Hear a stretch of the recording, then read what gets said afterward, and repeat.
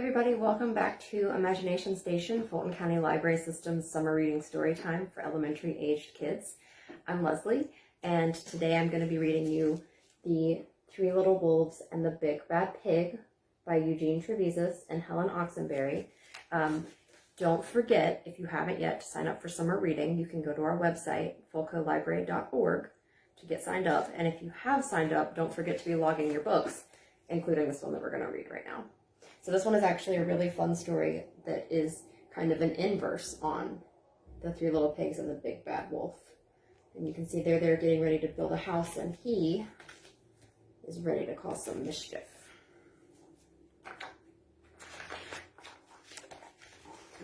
Once upon a time, there were three cuddly little wolves with soft fur and fluffy tails who lived with their mother.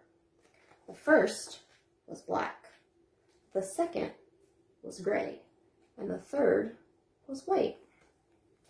One day the mother called the three little wolves around her and said, "My children, it is time for you to go out into the world.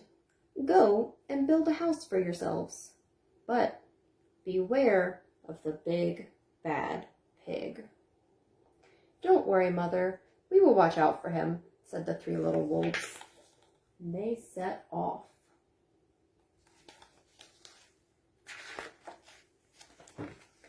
Soon they met a kangaroo who was pushing a wheelbarrow full of red and yellow bricks.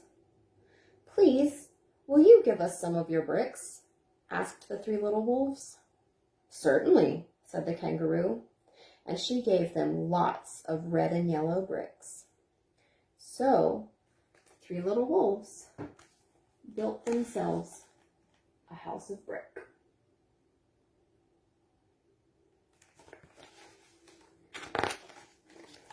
The very next day, the big bad pig came prowling down the road and saw the house of bricks that the little wolves had built. The three little wolves were playing croquet in the garden. When they saw the big bad pig coming, they ran inside the house and locked the door. You can see him hiding in the woods back there.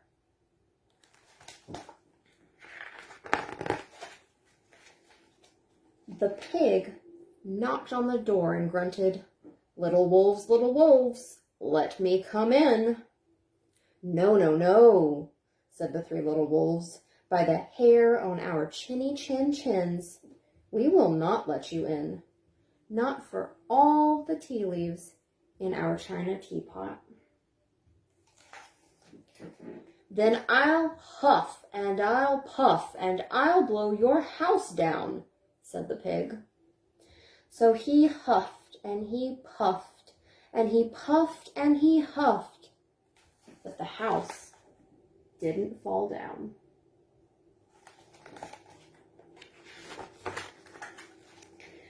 But the pig wasn't called big and bad for nothing.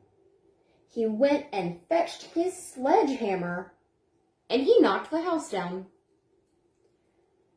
The three little wolves only just managed to escape before the bricks crumbled. They were very frightened indeed. Their teapot made it out with them.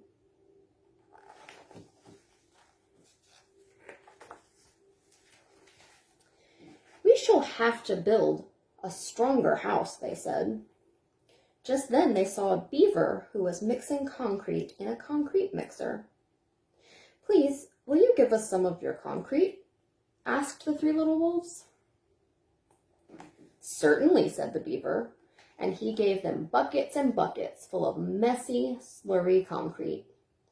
So the three little wolves built themselves a house of concrete.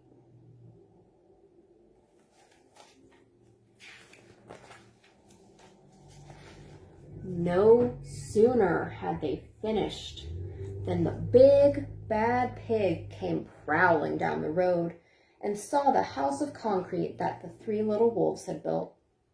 They were playing battledore and shuttlecock in the garden, and when they saw the big bad pig coming, they ran inside their house and shut the door.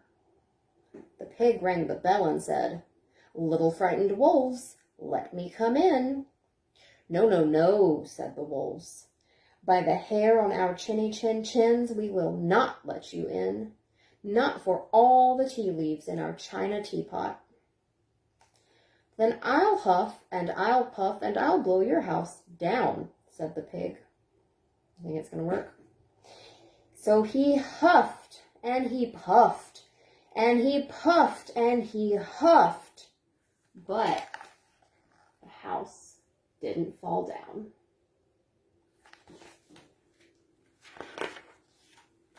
But the pig wasn't called big and bad for nothing. He went and fetched his pneumatic drill and smashed the house down. The three little wolves managed to escape, but their chins were trembling and trembling and trembling.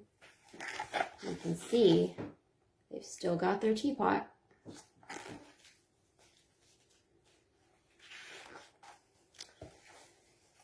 "We shall build an even stronger house," they said, because they were very determined. Just then they saw a truck coming along the road, carrying barbed wire, iron bars, armor plates, and heavy metal padlocks. "Please, will you give us some of your barbed wire, a few iron bars and armor plates, and some heavy metal padlocks?" they said to the rhinoceros who was driving the truck. "Sure," said the rhinoceros, and he gave them plenty of barbed wire, iron bars, armor plates, and heavy metal padlocks. He also gave them some plexiglass and some reinforced steel chains, because he was a generous and kind-hearted rhinoceros. So the three little wolves built themselves an extremely strong house. It was the strongest, securest house one could possibly imagine. They felt absolutely safe.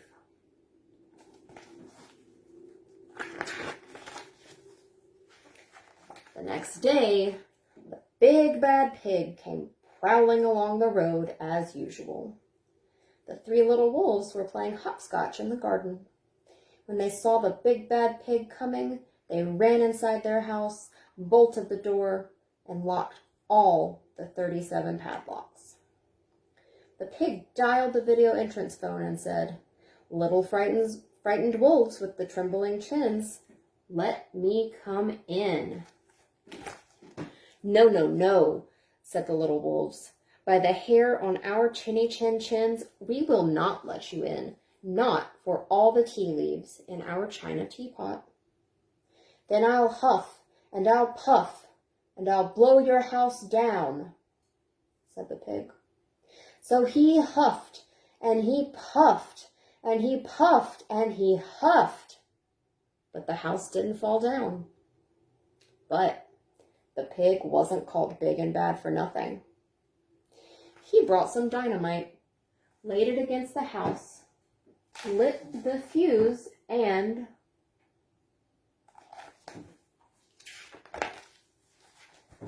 the house blew up. The three little wolves just managed to escape with their fluffy tails scorched. There he is blowing up the house, and there they are escaping with their teapot.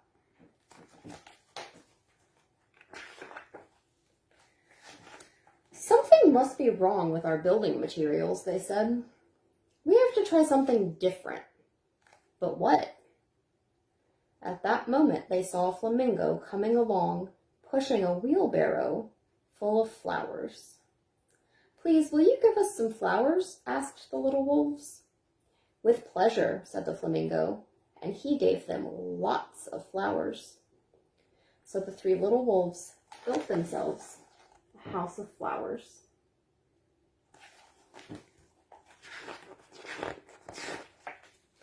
One wall was of marigolds, one of daffodils, one of pink roses, and one of cherry blossoms.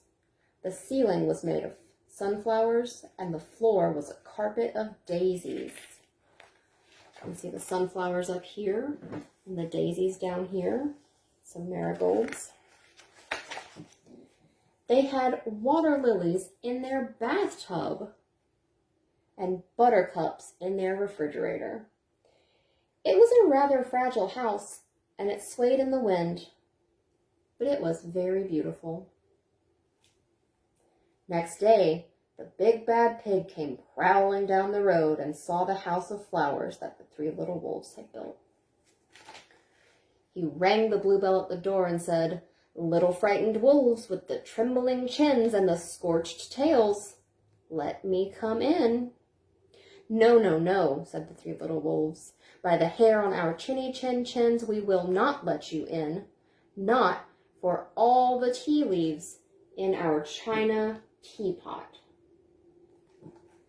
"Then I'll huff, and I'll puff, and I'll blow your house down," said the pig. You might have a chance at this one. But as he took a deep breath, ready to huff and puff, he smelled the soft scent of the flowers. It was fantastic. And because the scent was so lovely, the pig took another breath, and then another. Instead of huffing and puffing, he began to sniff. He sniffed deeper and deeper until he was quite filled with the fragrant scent. His heart grew tender, and he realized how horrible he had been. Right then, he decided to become a big, good pig. He started to sing and to dance the tarantella.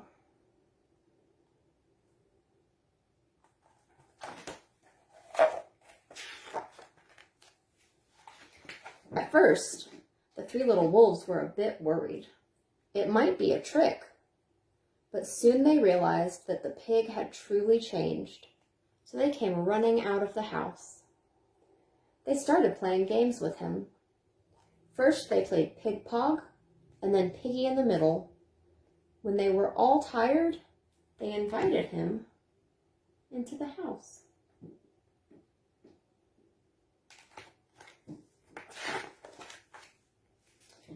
They offered him tea and strawberries and wolfberries and asked him to stay with them as long as he wanted.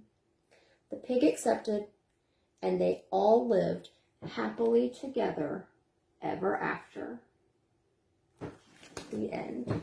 So I hope you enjoyed that one. I really like that one a lot. It was The Three Little Wolves and the Big Bad Pig by Eugene Trevisis and Helen Oxenberry.